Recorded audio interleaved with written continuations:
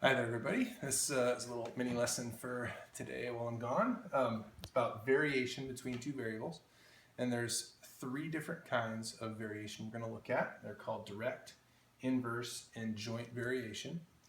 I'll show you some examples of each of those as well. For direct variation between, let's say, x and y, we have an equation that looks like this. Y equals kx. Now, k is just some constant that describes a relationship. But for direct variation, really what that means is when you double one variable, let's say x, double x, that makes y twice as big also. If you multiply x by a fourth, that makes y a fourth as big as well. So the same thing happens between, or to the two variables. You double one, the other one doubles as well. An example of that is the circumference of a circle. Now, the circumference is 2 pi r.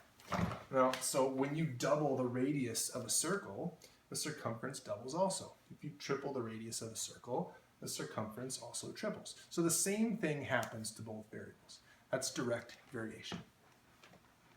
Now, with inverse variation, we have a little bit different equation. Y equals k over x instead of k times x this time. K, again, is just a constant. Now, with direct variation, the same thing happens to both variables. But with inverse, it's kind of the opposite thing. So if you were to double x, y would actually be cut in half. If you were to make x 3 times as big, y would only be a third as big. So it's not the same thing that happens to both of them. It's kind of the opposite. An example of that is if you're in a car, the velocity of the car is equal to the distance that you travel divided by the time, if the velocity is constant. So in this, if you wanted to double the amount of time it took you to take a trip, you would cut your velocity in half. So double the time would cut the velocity in half. So again, it's the opposite thing that happens to the two variables.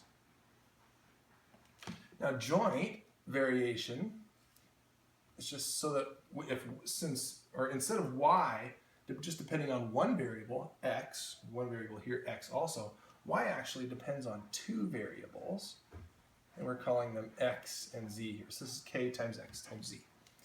Now, similar to direct variation, if you double the value of x, y doubles also.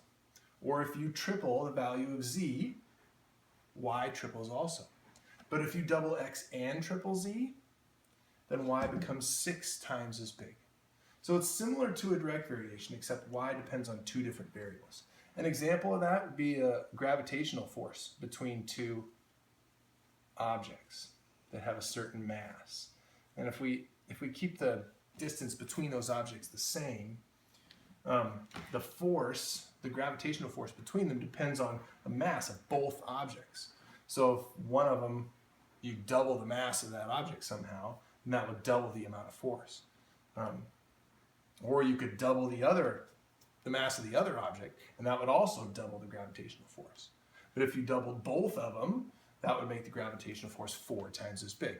So again, it's a joint variation because the force, or y, depends on two different variables. In this case, the mass of both objects. In this case, x and z.